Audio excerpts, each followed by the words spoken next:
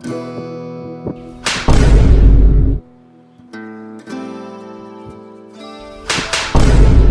बउआ एगो काम कर, ई बेनवा तू अपने देह पर डोलाओ, ई लगा के 2-3 बेर तो मार देले। हे महाराज, हम तो सुनले बानी कि कुटुंब लोग समझदार होकेला, लेकिन रउआ तो बेवकूफी वाला बात करतन। अगर रउआ के मारे के रही तो झाड़ी में ले जाके 2-4 लात से मुंह ना फुला देती है। बिना ये डुलाओ तनी के रउआ दिमाग ठंडा रही तो लड़का के बढ़िया से पसंद करम। लाड़ में से पसंद करम, लइका तो 1 घंटा से दांत चियर ले बाटे। का जानी एकर बनावटी ऐसन बा कि पैदे ऐसन ले लेबा। रे सरवा रे, कम से कम दांतवा चियार बंद करे ना माथर छोड़। आ देखी आदिवासी बाबू, खास करके हमरा पैदाइशी पर शक मत करी, काहे कि हम जितना लड़का पैदा कइले बानी सबके सतुआ पी पी के पैदा कइले बानी। एही से हम कोनो लड़का कुपोषण के शिकार नहीं के भेल। हमर जितना लड़का बा सब हंसत खेलत आ दांत चियारत रहले। हाँ तो कुछ पूछी लोगन, लड़का बोलबो करेला। यहाँ रहुआ लोगन के बाप के जिम्मेदारी नहीं है कि 2 घंटा से गाँव जात के कुर्सी पे बैठल बानी। तब बउआ नाम का थी बाटे? नाम हम कुछ नहीं के, 4 साल से एगो लड़की के पीछा करता नहीं, एक तरफा बाप मातारी पूरा खानदान के मुंह पर करिका पोते वाला बानी तुरंत, जेकरा जे उखाड़े के होई से उखाड़ी। ई सब में हमर दोस्त साथ देता। जी बेशक। का हो सतुआ पी के पैदा करे वाला हमर सार, का बोलो तो बहन चोदवाई। भैया है ना, अब तो जा ना, ई बात से तो रिश्ता थोड़ी करबो। एगो तो वाहन चौदह 150 किलोमीटर से तेल जला के आवा जा, ऊपर से बेटा वाला गांव में लाटा कल के बेलगा दे होता। चल भैया, तोरा मुंह में मुंह दे तो ठीक लागी। आए कितना बढ़िया हुआ, अगर लख मामला सेट हो जाए, साला तोहर बियाह होई तब न हमर बियाह होई। उहे तो हम कहतनी, हमर बियाह होई तब तो तोहर बियाह होई। हम अपन बियाह केहू कर लेतनी, तू अपन निमन से कली हे। कैसे? देख, हम जाना लड़की से मिले वाला बानी, ओकरा से बस तू मिले के जोगाड़ बैठा दे। ज्यादा बहन चोद भागल तो कोनो दिक्कत नहीं है। तो काम कर, तू निकल जो आज तू का करिए, चोर चोर हाला कह के सारा लोग के फंसा के रखिए, तो ले अपन मिल के जो करे वैसे करी। सरवा से का फुसुर फुसुर बतुआ तक कुछ सुनाते नहीं छे। पहले गलत काम ना, पहले तनका मैं का। हां तो हर भाव जाई बा उतना हम समझता है। ठीक बा, अगर तू शहीद हो जाबे सारा लोग के बीच में तो चली, लेकिन एक आके मिले दी है बियाह के मैटर। ठीक है,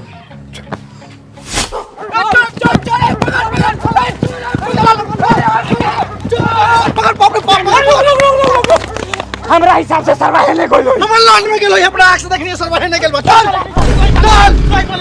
सही बोलो एक नंबर।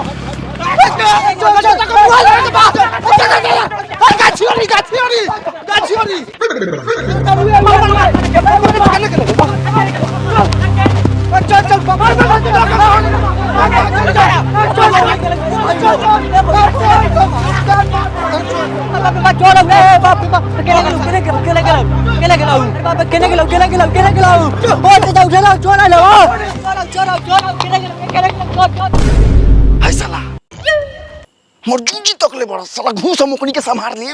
रे साला मालवा के बाप नहीं है सुतल है, एकरो के जगह के ले जो। चाचा बहन तो सर उठ रे, सर चोर आ रे, उठ ना रे। रे साला पागल बारे का। जितना प्यार होखे वाला पत्नी से करी लेनू, उतने प्यार होखे वाला ससुरो से करी ले। एंगा जगह बे तू। अरे साला प्यार के झान रे शुरू हो गेल। जगह तू है चाचा चाचा चाचा। कौन है माधर चोदवा? ए कदी मादर चोद गार चार के सुअर के बच्चा लगा सुतर रहा, गांव में उन्हें चोर आइल बा। केने बा हम देखो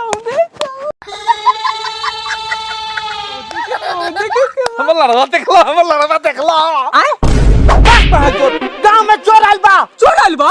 बहन चोद को मार लन को दिमाग फार्म। चल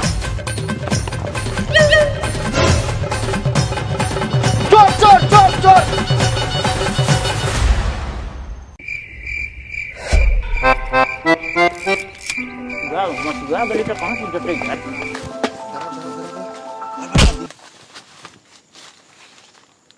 भाई कौन मादर चोद रे? कहां घर करे आइल बनी? हो गया अलमानी। अरे घर के पीछे मादर चोद, पहले चल मादर चोद।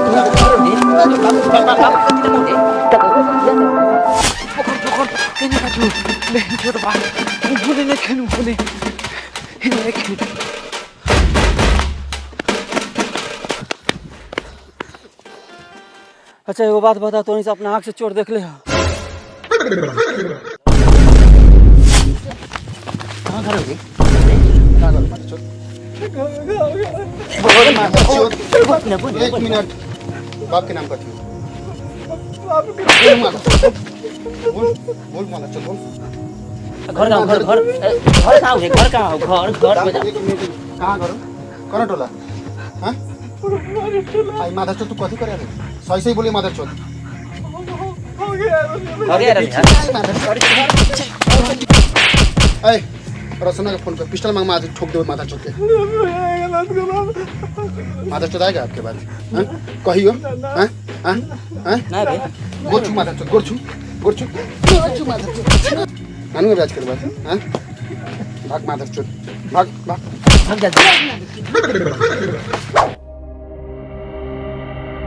हाँ जोश कम ना होके चाहिए, ना तो चोर चूतर मार के चल जाई। अपने तो केने दोनी गाड़ मरावे गिरले, उ कहाँ है? अरे साला होगा तो चल।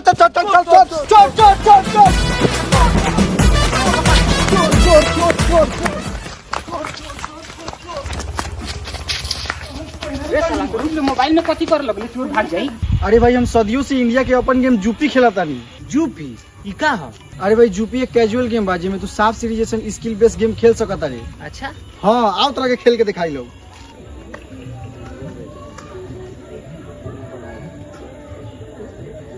अरे भाई तू तो जीत गेले। अरे हाँ हमें जीतल पैसा तू इंस्टेंट विड्रॉ भी कर सकता रे। अच्छा उ कैसे? देख ई देखो ऐसे। और जूपी में तू मात्र 1 रुपया से गेम खेल के लाखों रुपया जीत सकता रे। जूपी पर गेम खेल एकदम सेफ एंड सिक्योर बा। एमे सबसे अच्छा बात तो ई बा एमे जीएसटी या टीडीएस काटी, लेकिन तोरा कैशबैक के थ्रू वापस मिल जाई। जूपी पर जूपी लूडो फेस्टिवल शुरू होने वाला बा 15 से 21 तारीख तक, जमुना की एंट्री फी मात्र 25 रुपया बा। और एमे प्राइज पूल बा 4 करोड़ के, जेमे तू जूपी लूडो खेल के ढेर सारा प्राइज और कैश रिवार्ड जीत सकता रे। जेकर फर्स्ट प्राइज 50 लाख रुपया, सेकंड प्राइज थार और थर्ड प्राइज आईफोन 15 बा। अच्छा ये बताओ एकरा हम डाउनलोड कहाँ से करम? अरे भाई ये डाउनलोड कर बहुत इजी बा। jupi.com पर जा, ना तो हमारा वीडियो के डिस्क्रिप्शन में एक लिंक बा, जा वहाँ से डाउनलोड करो। तो भाई लोग देर किस बात की, इस वीडियो के डिस्क्रिप्शन में इसका लिंक है, जाइए जूपी लूडो डाउनलोड कीजिए और जीतिए लाखों तक का इनाम। ठीक है भाई चलो डाउनलोड करो।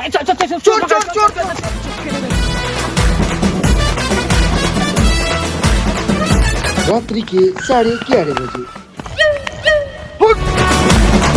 रात्रि के 12:13 पे, पश्चिम रात्रि के 1 बजे। अच्छा ये बताओ, साचो को चोर अलबा के झूठा का तू गोल गोल घुमाइले बारे? हमरा में विश्वास ना हो। ठीक बात है, जो तोरी चोर से अपन घर लुटवाओ। हमरा घर में तो गिरी लागल बा, हमरा लारो को गम नहीं खींचो। अच्छा ये बताओ केने गेला चोर? लार के दखिन दखिन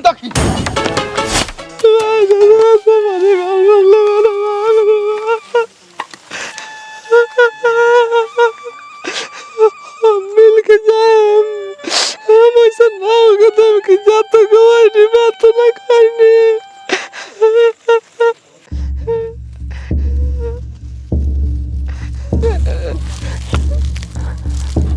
चमेलिया चमेलिया उठना। चमेलिया सुन तो ना रे।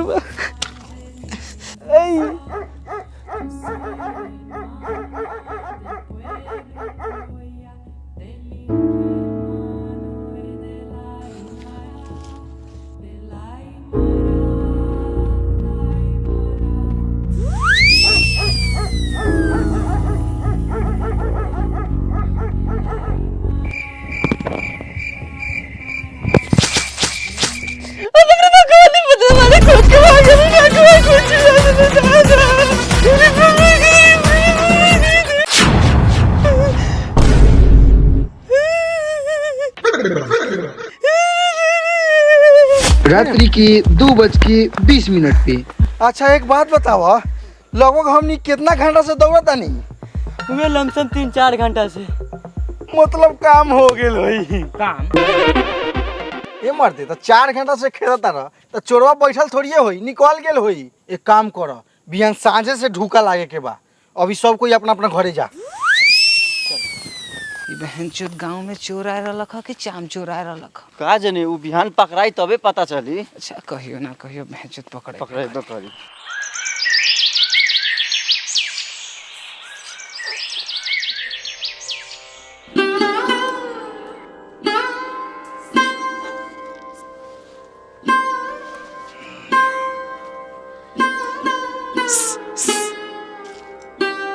कति रुनु पर्यो त कति जल्दी से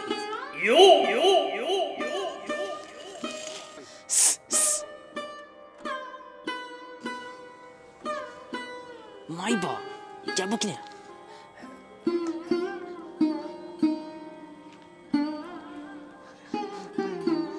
जाबो किन 1 मिनट बात को डालो पापा देखें तो हगानु दी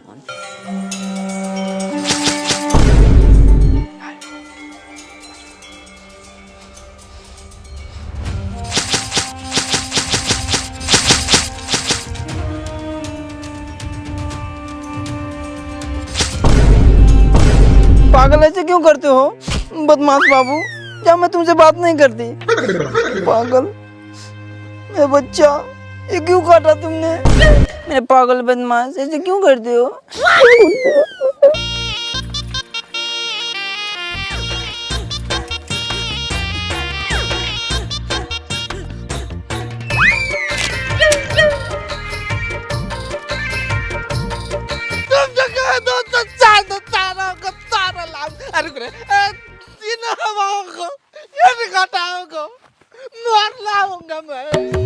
मेरी यादों में मेरी बातों में रोज आते हो तुम, मेरी जान मुझे इस तरह मुझे क्यों सताते हो तुम?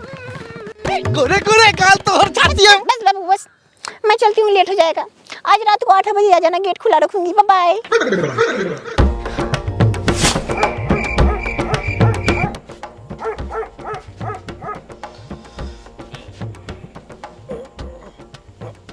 ए भोज रे, पेट में सलाद हटाओ। पेट में गैस हो गेल। कितना कहिले से कम खो, दिन भर में 2 छिपा खाई आ 5 बेर खाई। काहे ना खाई, तोरा लेखन कम खाई, झांट बढ़ावा में उदिया जाए। देहवा ना देख अपन चोहर के घुमचा देबो त गांव में लाद निकल जाए। चुप्पा छीन रह सुता।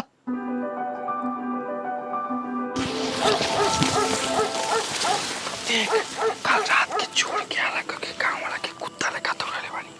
अगर आज तोरा से कुछ ना होतो त काल से हम तोरा साथे ना आबो। है आज गेहूं में काम हो जाई, गेहूं है। हई देख, हई हाथ काहेला कटले बानी, ओकरा के पूरा अपना प्यार में डुबा देले बानी। लौड़ा के टेंशन है, जाते काम हो जाएगा। अच्छा एगो बात बताओ, का तू जॉब मिले आवलिस तो तू हाफे पैंट पहन के काहे आवलिस रे? अच्छा खोले में बनता हूँ ना। अरे साला भागे में। एकरी बहिन के मेहरारू से निमन पोसल कुत्ता ठीक, बार बार पेट पर लात धर देवेला, गैस बन जाले। हट हट भस टेकर बाप रे, पड़ जो मारना।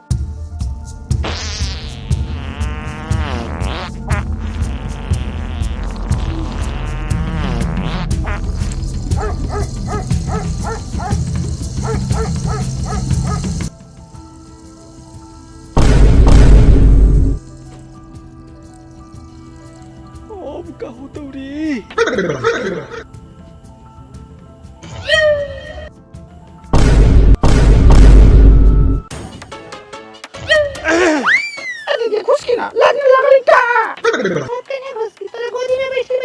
बताओ बहनचोद का जमाना आ गेल।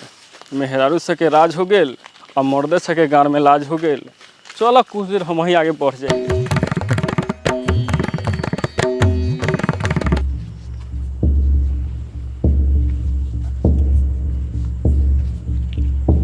जो काम करता ले, हम पीछे बन।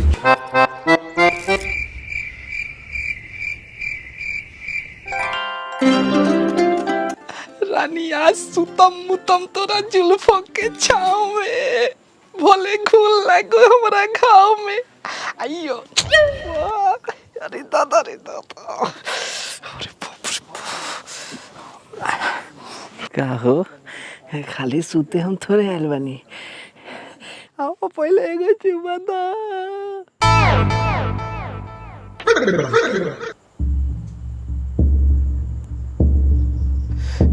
तो साला होके वाला सांस के रूप में आ गल बानी। साला हमरा कौन बीमारी हो गेल बा, जब होगे जातनी तो पात के चलवातनी, साला तनका चुरुकियो जाए तो आत्मा के शांति हमरा मिल जाए। तो भोंसरी पूरा कठरा लेखन पसर के सुत गेल बा, हम कहाँ सुती? आ घुसुक रे घुसुक, आ घुसुक।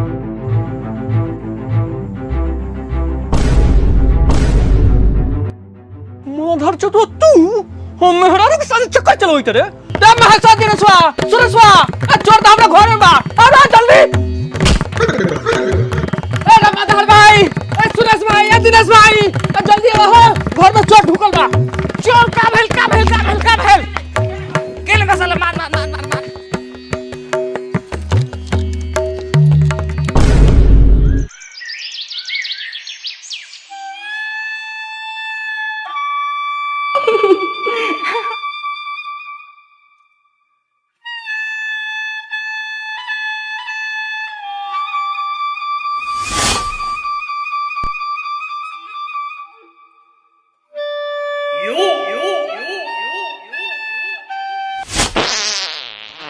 बताइए तो खड़ा करा के मैदान कर रहे हैं। मोह क्यों रहा है? सर क्या हुआ? फोन आ रहा है। किसका फोन है? नया नंबर है। काटते चलो काटते चलो। फिर आ रहा है सर। वाइफर दिल लेना है? नहीं सर। काटते चलो काटते चलो। ए काटिए ना होने। सर फिर आया। उठाओ। हेलो हेलो सर, जल्दी जल्दी, इमरजेंसी इमरजेंसी। इमरजेंसी इमरजेंसी है। क्या बात कर रहा है?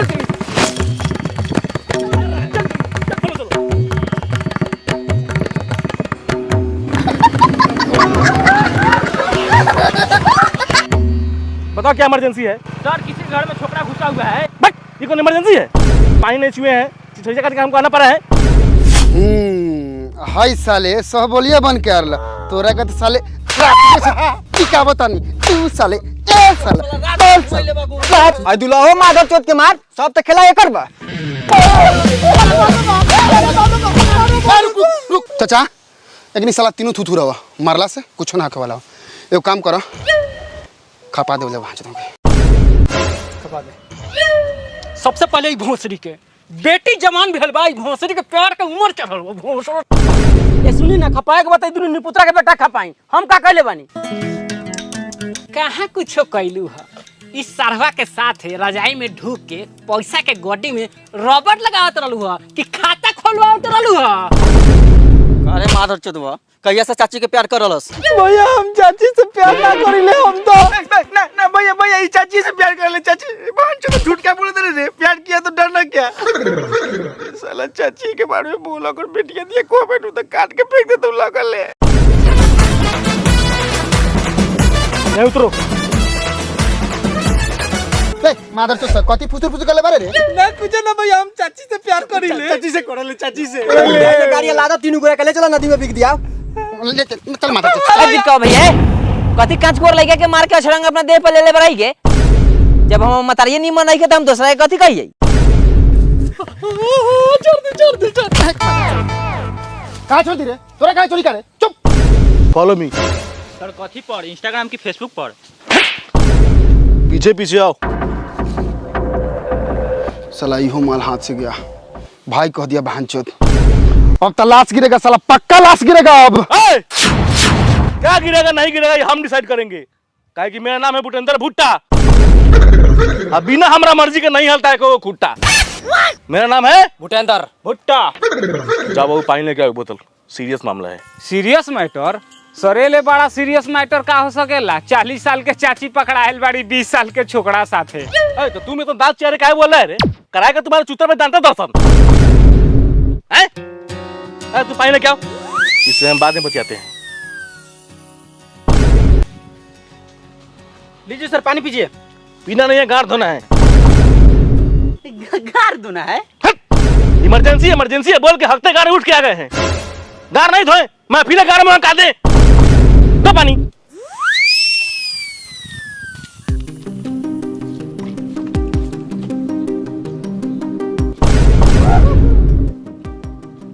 हाँ अब बताओ क्या मामला है? दरोगा साहब, हम मेहरारू भोसरी इस सरवा के साथे घर में रंगे हाथे पकड़ायल बा, एकरा के कोई कीमत हम ना रखम। रउके फैसला करू। फैसला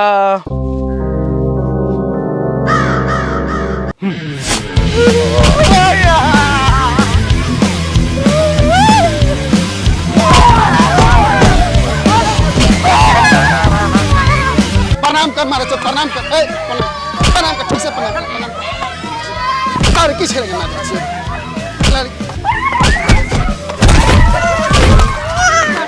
प्रणाम कर मारे चो, प्रणाम कर, प्रणाम कर। ए मारे चो, वोट मांगे आल बारे मारे चो, वोट मांगे। सही से प्रणाम कर, सही से प्रणाम कर मारे चो। छोड़ सर, ज्यादा हीरो बनी तरह करे। छोड़ भाई की ना सर, छोड़ भाई की ना। बाप रे बाप, आज मैं तोरे जैसे फसल बानी। अपना फसल बानी। ई का कहले बारे? चाची साथे धराल बा घर में। का हो गेले? दे ने चप्पल। कहीं के बेटी बहन के गांव में छुबे रे। आ चप्पल निकालो साला का, हम मंदिर ले चलो। साले को समाज में नहीं आता। हमरे नाम है भूटेंद्र भूटा। चलो लेट्स गो। ए महेशवा ई तो नहीं ठीक ना करई त हमरा को जवान बेटी बा। ए जवान बेटी के चिंता रही तो हइये मादर चोदवा के साथे घर में रंगरलिया मनाई तू। ए मादर चोद, कम से कम बियाह कराओ तर तो नीमन माल देख के कराओ ना। ओई बुढ़िया साथे हमर जोड़ी नीमन लागी। हो भैया हो, कोन बढ़िया माल से करा दे ओई बुढ़िया। नीमन माल नाच करो मादर चोद। ए सिंदूर माला निकालो। ए गेट खोलो। साफ कर दिया है। ए सिंदूर माला निकालो। हमको माला पहना दिया। तुम्हारा हिम्मत कैसे हुआ माला पहनने का हमको? हैं? तुम्हें नाम नहीं जानता क्या है? भूटेंद्र भुट्टा। सर वो तो सब कोई जानता है, आपका हॉट देख के पता चलता है। चाची आवा है ना फ्रंट पे आवा। आइए आगे। आवा। इने के ना तो लाड़वा में जाहने ना का दुल्हा लगे। ए चल ना। चाची अपना हु के। पहनाओ पहनाओ। अब पहनाओ। ओए ताकत का तुम्हारी पहनाओ। ए शुभ काम में देरी कर के पैसा लुटाओ सो, चाची के नया दुल्हा मिलल बा। चाची के शादी ओए रुको। ए सिंदूर लो, मांग भरो। भूटा साहब, हम तो मांग में सिंदूर भरबे करो, लेकिन हम चाहता नहीं कि हमार हाथ धो के रहुआ सिंदूर भरवा दे। हाँ कहे नहीं तो पुण्य का काम है। हाँ भरो भरो।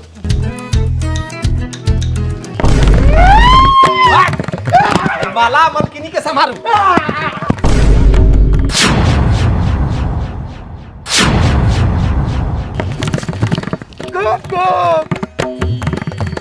वीडियो खत्म हो गल तो जा मत लोगन।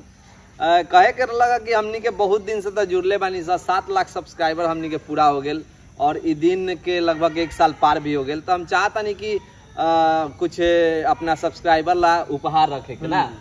तो ई वीडियो पर कमेंट करा लोगन, सब्सक्राइब करा लोगन और इस वीडियो को शेयर करा लोगन। जेकरा कमेंट पर सबसे ज़्यादा लाइक हुई उनका रॉक स्टार टीम के तरफ से एगो मिली बहुत अच्छा उपहार। तो और कुछ ना, बस क्राइटेरिया पूरा कर दो। सब्सक्राइब, लाइक एंड शेयर और कमेंट होए के चाहिए। जो एकदम टॉप लिस्ट में आई ओकरा मिली एगो अच्छा सा गिफ्ट। प्यारा सा कमेंट करिए लोगन। बाकी यूपी लूडो डाउनलोड करा, लिंक डिस्क्रिप्शन में देवल गेल बा। Love you.